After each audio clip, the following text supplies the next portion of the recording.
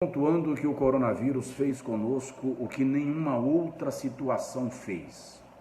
Nem a violência, nem as copas de futebol conseguiram nos colocar dentro de casa de maneira tão solícita e obrigatória quanto esta situação que nós estamos vivenciando.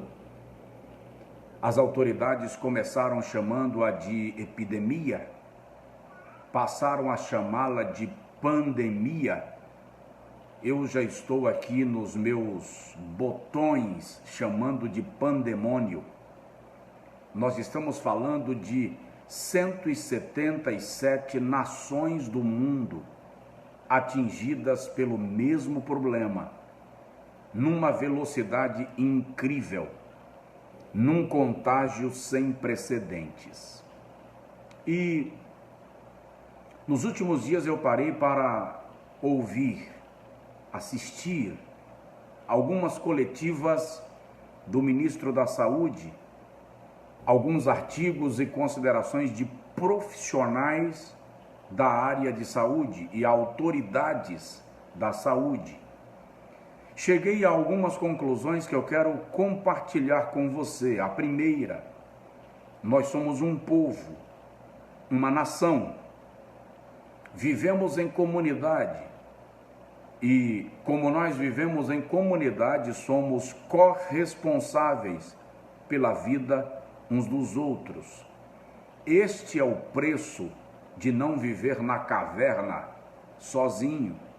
Somos corresponsáveis pela vida uns dos outros. Segunda ponderação que quero compartilhar com você é que esta não é uma discussão teológica. Não é a hora de nós tirarmos da prateleira as nossas diferenças teológicas para discutirmos quem tem mais razão, quem conhece mais. Não, o chamamento não é este. Não é uma discussão política. Coronavírus não é cabo eleitoral para transformarmos em objeto de campanha. Não é uma discussão meramente econômica, não obstante o impacto que esta pandemia ou pandemônio vai causar na estrutura econômica do mundo. Essa discussão é de saúde pública, é de valorização da vida, é de bom senso, é de disciplina e é uma discussão técnica. Técnicos estão analisando gráficos, casos, números. E eu não quero falar aqui de números, porque o meu propósito aqui não é ser mais uma polêmica, causar mais uma discussão, aumentar a apreensão, causar medo. Esta não é a ideia, mesmo porque, queridos, quando se fala de mortes, independente do número delas, eu preciso lembrar que se a minha casa estivesse arrolada na lista, possivelmente a minha conta seria feita de maneira diferente. E eu não posso ignorar o fato de que existe a possibilidade de alguém meu próximo a mim está nesta lista de números, ou eu mesmo, porque nós vivemos em comunidade. Então, números, quando se trata de morte, nunca é pequeno.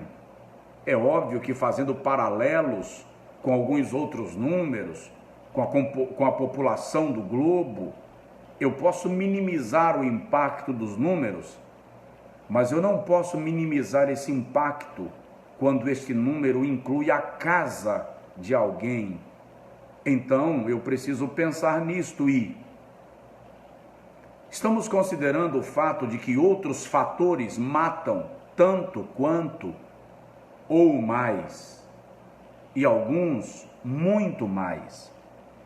Porém, estive no meu raciocínio pensando que se alguém morre porque está fora do meu poder fazer alguma coisa, se alguém morre porque eu não tenho o poder de evitar a situação é uma coisa. Mas se eu posso evitar que alguém morra e não o faço, eu me torno corresponsável. E é preciso pensar nisto dentro desta perspectiva que nós estamos vivendo. E nas minhas ponderações, fiz uma análise bíblica. Por exemplo, há 35 séculos atrás, aproximadamente, o Senhor deu a Israel algumas orientações de higiene, visando a preservação da vida e da saúde da comunidade israelita no deserto do Sinai. Por exemplo, em Levítico capítulo 15, versículo 4 até o versículo 27, o Senhor orienta aos israelitas que eles deveriam tomar banho e lavarem as suas vestimentas para que não fossem contagiados por alguma enfermidade. Ora, Deus sempre atuou com milagres. Deus cura, sempre curou no passado e no presente. Ele sempre atuou com milagres no Antigo Testamento e no Novo Testamento. Mas o Deus que cura está dizendo a Israel: evitem pragas, evitem pestilências.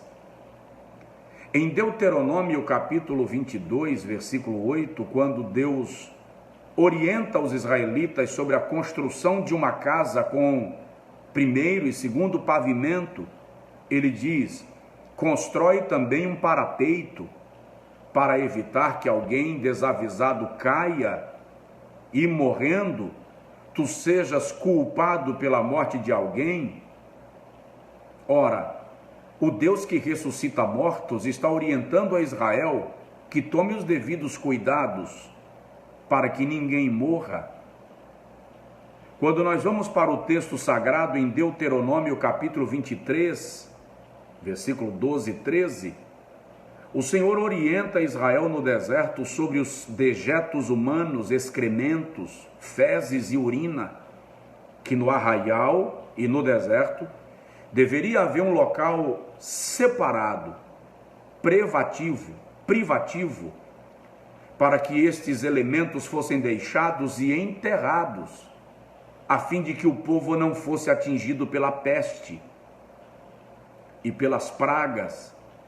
Era uma orientação de Deus em preservação da vida.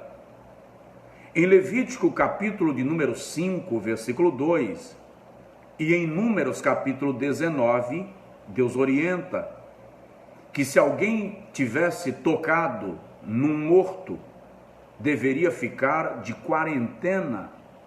Qual era o propósito? Se porventura o morto tivesse morrido de uma enfermidade contagiosa, o indivíduo em quarentena ficava sob observação dos sacerdotes, para que se observasse se ele não desenvolveria a mesma enfermidade e não trouxesse o contágio para o arraial. Eram cuidados que Deus estava ensinando a Israel para a preservação da vida. Levítico capítulo de número 14, versículo 8 e 9, e tudo isso está dentro das ponderações que eu fiz, depois de ouvir algumas colocações, ler, estudar sobre a questão.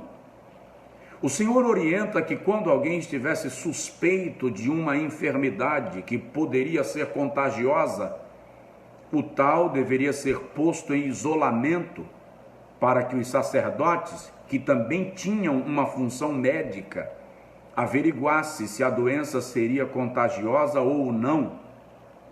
E se fosse, o indivíduo ficaria isolado todo o tempo até a cura, ou, se não houvesse cura, ele não traria a enfermidade para a comunidade.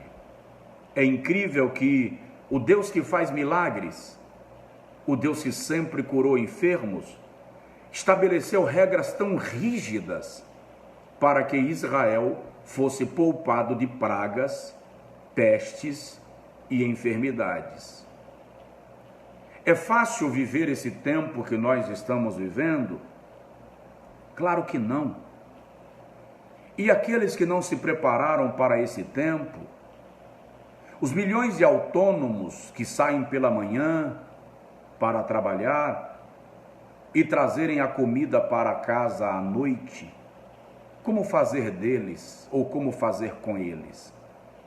Ora, o governo está revelando o empreendimento de esforços no sentido de equilibrar a situação, mas não está na hora de nós, igrejas, ONGs, associações, partidos, todas as instituições que possam cooperar de alguma forma, sair da retaguarda, sair da reserva e se movimentar de alguma forma para estender a mão, somar esforços e socorrer a estes que dependem de um auxílio para não passarem por maior dificuldade? Não seria o tempo de pensarmos em conjunto, largarmos as nossas diferenças de lado em favor da vida do próximo? Ora, o coronavírus vem nos ensinar algumas lições que eu quero pontuar contigo enquanto concluo o meu longo raciocínio. Coronavírus veio nos ensinar um pouco de solidariedade, ou pelo menos nos força a pensar nisto. Não é justo eu ter a minha geladeira cheia, a minha despensa transbordando, enquanto o outro que está em tão isolamento quanto eu está preocupado com o prato na mesa porque não conseguiu trazer o pão. Esta é a hora de colocarmos a nossa solidariedade em questão. Essa também é a hora de colocar em questão a minha vida em comunidade para aqueles que não têm a opção e precisam ir. A preservação, a maior rigidez no cuidado consigo mesmo, porque hoje o cuidado comigo mesmo também é cuidado com o próximo. É uma lição a aprender. O coronavírus veio nos ensinar disciplina.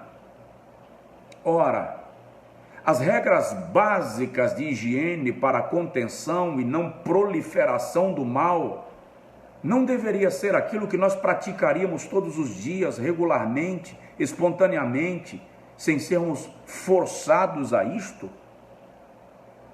Veio nos ensinar a valorização da casa. Quantos que nos últimos anos tiveram a sua casa apenas para dormir, mas não tiveram tempo de desfrutar da sua própria moradia? Veio nos ensinar a valorização da família. Quanto tempo não tínhamos um tempo com os filhos, com os pais?